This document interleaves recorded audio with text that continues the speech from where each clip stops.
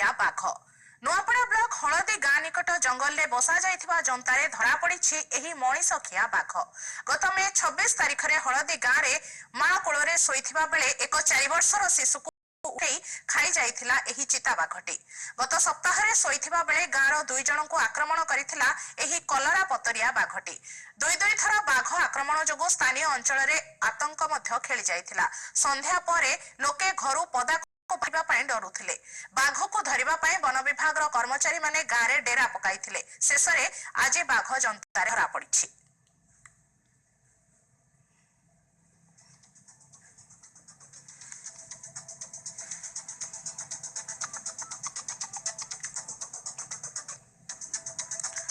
आपण माने वर्तमान देखुचंती जी कलिंग न्यूज रो फास्ट विजुअल।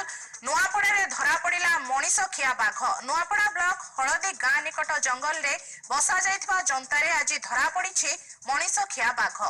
गत मे 26 तारिख रे हलदी गाँ रे मां कोଳରେ सोइथिबा अवस्था रे 4 वर्षर शिशु को उठाई नै बाघटी खाई जाइथिला। गत सप्ताह रे भी सोइथिबा बेले गाँर 2 जनको आक्रमण करिथिला कलरा पतरिया बाघ। दुई थर बाघ आक्रमण जोगु स्थानीय अंचल रे आतंकित थिले ग्रामवासी। संध्या परे लोके पदा को बाहरिबा पाई भय करुथिले। बाघ को धरिबा पाई वन विभाग कर्मचारी माने गाँ रे डेरा पकाइथिले।